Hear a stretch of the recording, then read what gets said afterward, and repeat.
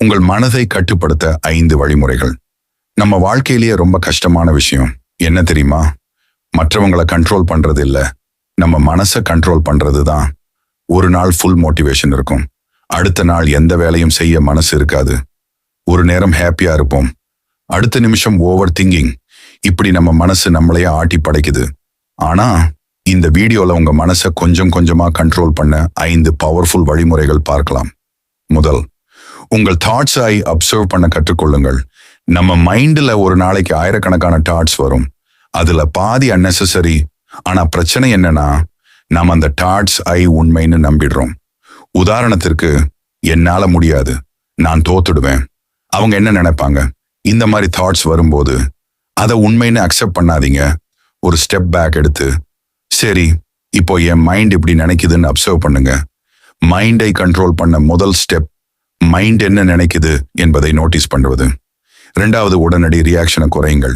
யாராவது ஒரு வார்த்தை சொன்னாலே கோபம், சின்ன விஷயத்துக்கும் டென்ஷன். ஏன் தெரியுமா? நம்ம யோசிக்காம ரியாக்ட் பண்றோம். மைண்ட் ஸ்ட்ராங்கா இருக்கிறவங்க உடனே ரியாக்ட் பண்ண மாட்டாங்க, அவங்க கொஞ்சம் டைம் எடுத்துக்குவாங்க.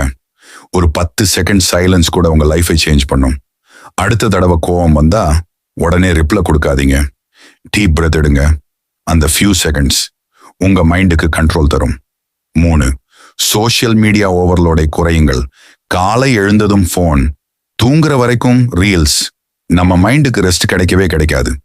ஒவ்வொரு செகண்டும் வேற ஒருத்தருடைய வாழ்க்கையை பார்த்துட்டே இருப்போம். அதனாலதான் கம்பாரிசன், ஸ்ட்ரெஸ், ஓவர் திங்கிங் அதிகமா இருக்கு. ஒரு நாள் கொஞ்ச நேரமாவது ஃபோன் விட்டுருங்க, சைலண்டா உட்காந்து பாருங்க. முதல்ல போரிங்கா இருக்கும், ஆனா அப்புறம் தான் உங்க மைண்ட் கால்மாக ஆரம்பிக்கும்.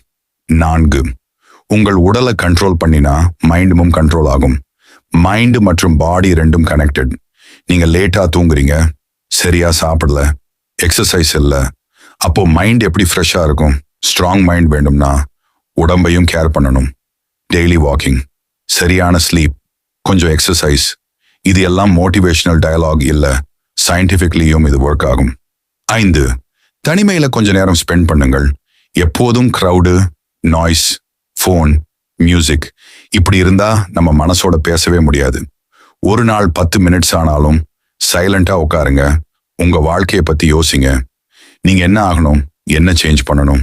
இந்த குவெஸ்டின்ஸ்க்கு ஆன்சர் கிடைக்க ஆரம்பிக்கும். ரியல் பவர் சைலன்ஸ்ல தான் இருக்கு. மைண்டை கண்ட்ரோல் பண்றது ஒரு நாள் வேலை இல்லை, அது டெய்லி பிராக்டிஸ்.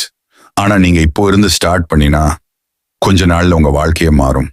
இந்த 5 விஷயத்துல எது உங்களுக்கு ரொம்ப ரிலேட் ஆனதுன்னு கமெண்ட் பண்ணுங்க. இந்த மாதிரி வீடியோஸ் வேணும்னா சப்ஸ்கிரைப் பண்ணிக்கோங்க.